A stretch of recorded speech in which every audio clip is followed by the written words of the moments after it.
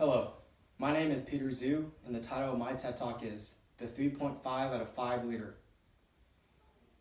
Can you develop leaders empirically? So, I ask you, what would happen if someone came up to you or came back to you with a report that said, hey, you're a 3.5 out of 5 leader? Would you be able to use that information to improve or find out more information about why you're a 3.5 out of 5 leader?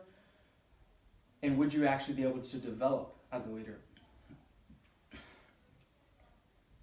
As a life science major at the United States Military Academy, I deal a lot with data.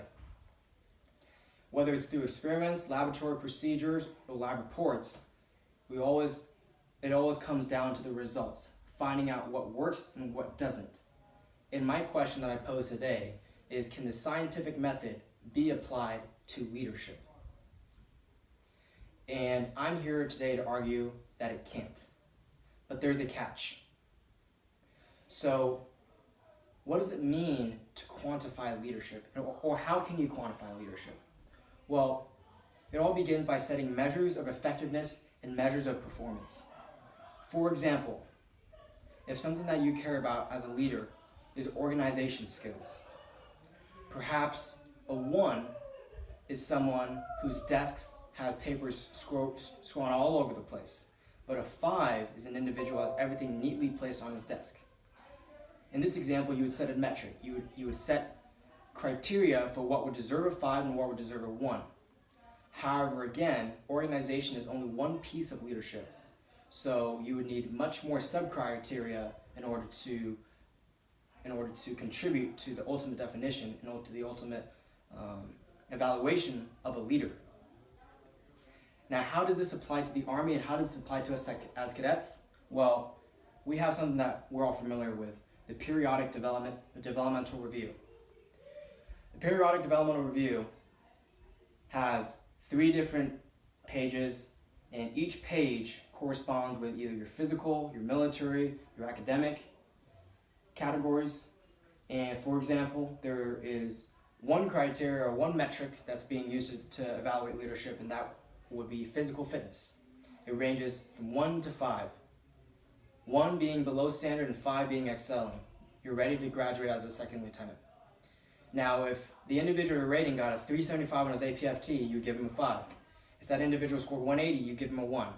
Now, this is one example of how you would be able to assign scores to a specific component of leadership. Now, oftentimes, go ahead and raise your hand if you received a PDR without any feedback, and you just got an email in your inbox saying one day, hey, a PDR has been completed for you, check out the results on CIS. How effective was it for you to develop as a leader? Were you able to understand why that individual gave you the score he or she did? So that brings me to my point, that leadership quantified by data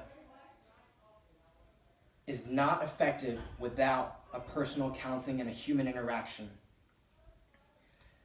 That is why we must emphasize the counseling sessions that immediately follow the periodic developmental review in order for the person being evaluated to understand why he's receiving the scores they did. Now, this brings me to the concept of incongruence.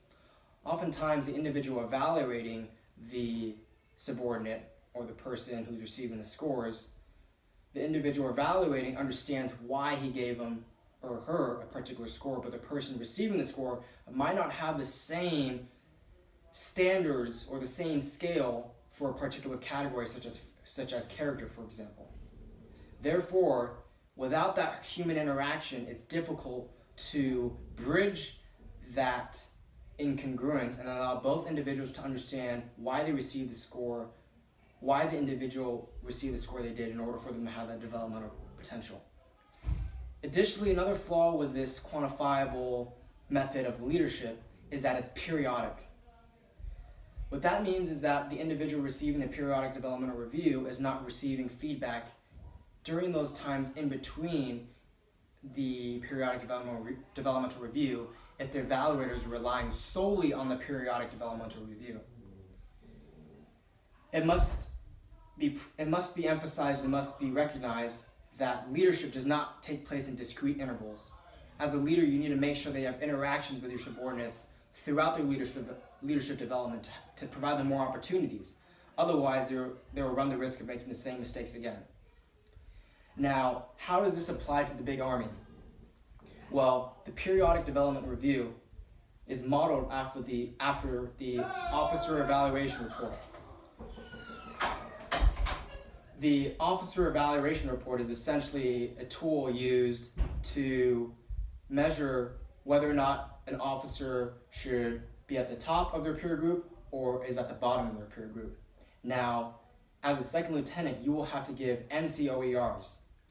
In order for your soldiers to understand how they may develop and why they received the score as they did, you cannot just give them the NCOER and expect them to understand what happened.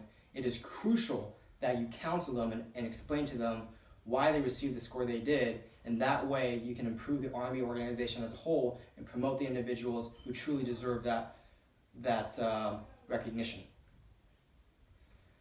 My final point is this: leadership is a human endeavor, and therefore it requires personal interaction in addition to quantifiable data.